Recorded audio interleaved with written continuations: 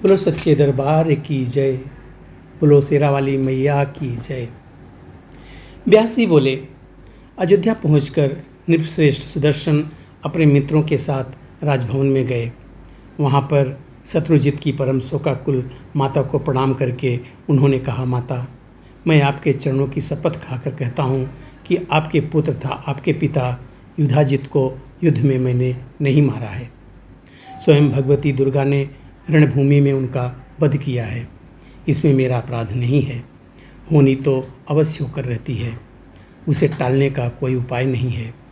हे मानिनी, अपने मृत पुत्र के विषय में आप शोक न करें, क्योंकि जीव अपने पूर्व कर्मों के अधीन होकर सुख दुख रूपी भोगों को भोगता है।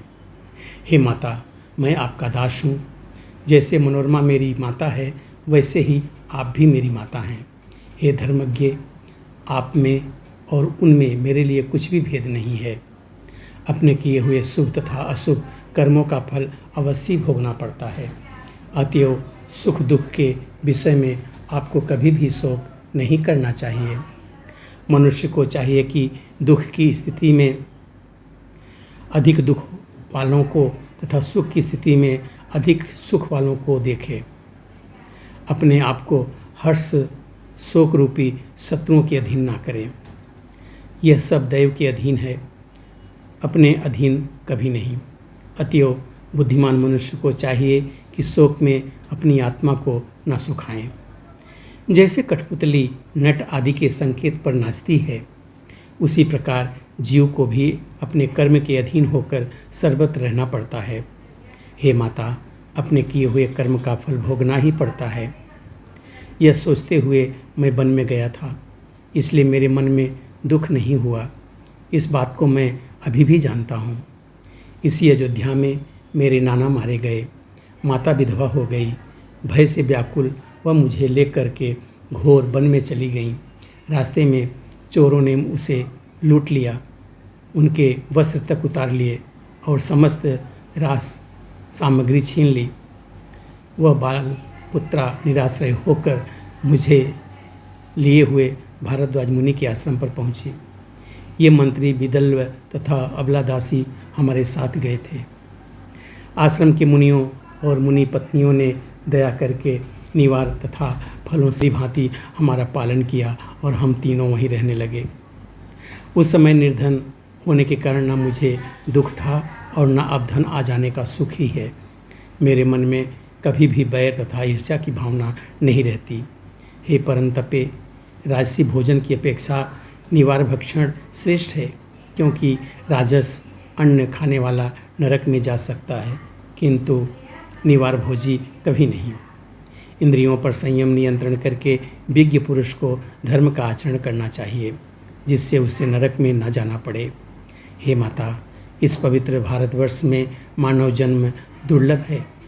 आहार आदि का सुख तो निश्चय ही सभी योनियों में मिल जाता है। स्वर्ग तथा मोक्ष प्रदान करने वाले इस मनुष्य को पाकर धर्म साधन करना चाहिए, क्योंकि अन्य योनियों में यह दुर्लभ है। व्यास जी बोले, उस सुदर्शन के यह कहने पर लीलावती बहुत लज्जित हुई और पुत्र शोक त्याग कर आँखों में आंसू भर के बोली, हे पुत्र, मेरे पिता युधाजित ने मुझे अपराधिनी बना दिया। उन्होंने ही तुम्हारे नाना का वध करके राज्य का हरण कर लिया था। हे तात, उस समय मैं उन्हें तथा अपने पुत्र को रोकने में समर्थ नहीं थी। उन्होंने जो कुछ किया उसमें मेरा अपराध नहीं था।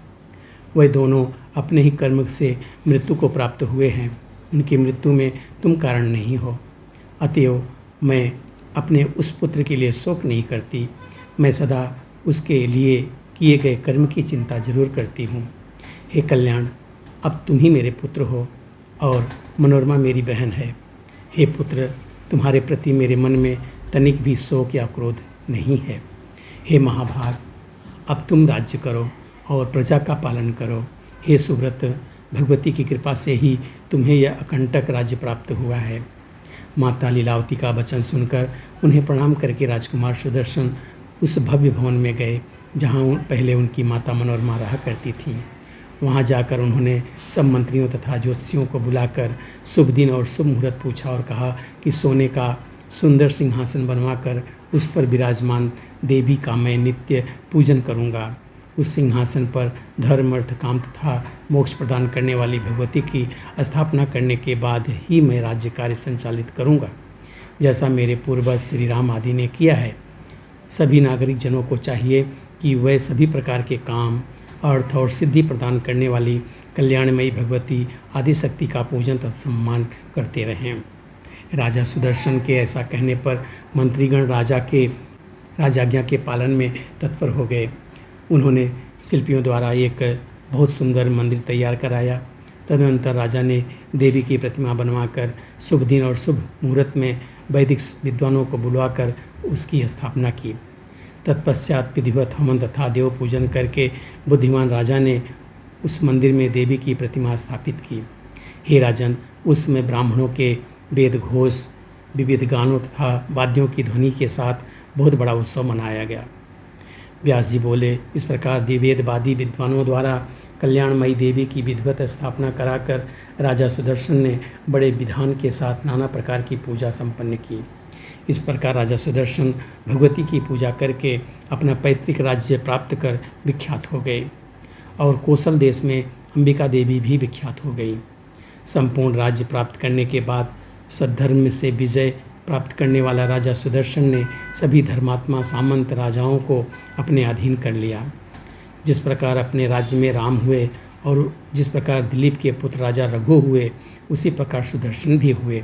जैसे उनके राज्य में प्रजाओं को सुख था, मर्यादा थी, वैसा ही राजा सुदर्शन के राज्य में भी था।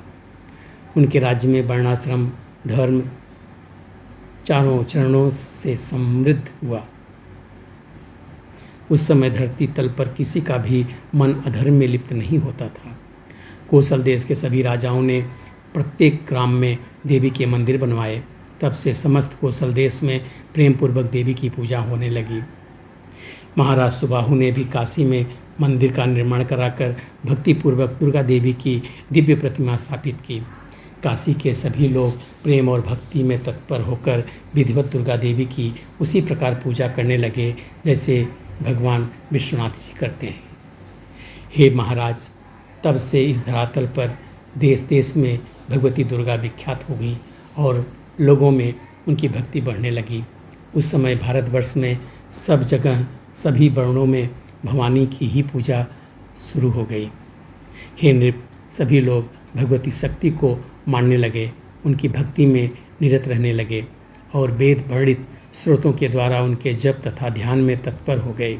इस प्रकार भक्तिपरायण लोग सभी नवरात्रों में विधि विधान भगवती का पूजन, हवन तथा यज्ञ करने लगे।